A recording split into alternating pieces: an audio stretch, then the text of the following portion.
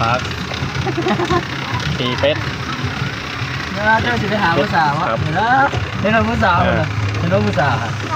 เห็นผู้สาวเลยบรรยากาศน้องบรรยากาศเลยจะเที่ยวไปหาผู้สาว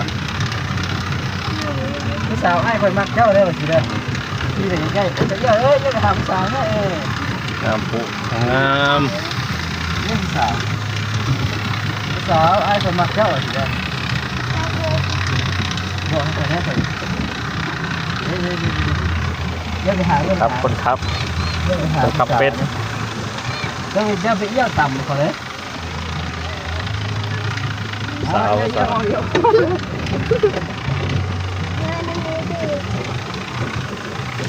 สาว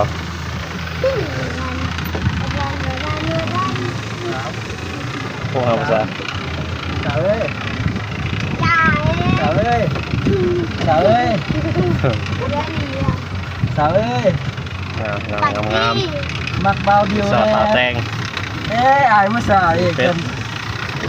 ตอนนั้นมามักผู้สาวอายผู้สาวตายแล้ว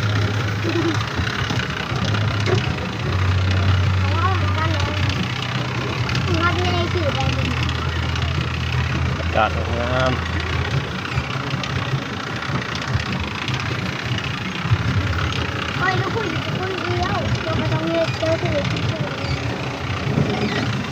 ตบยังวะดีเอาไปพี่ออกแล้วจ้าดี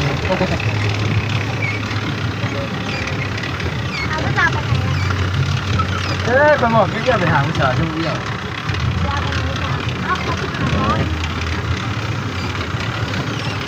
รับเงินพูดครับผมไม่รู้จะเรื่องเงินอ่ะ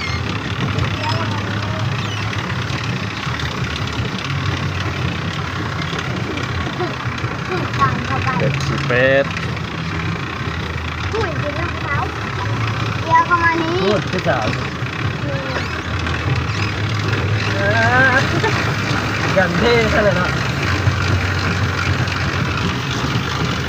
อยู่ตรงนี้ต้องเยอะ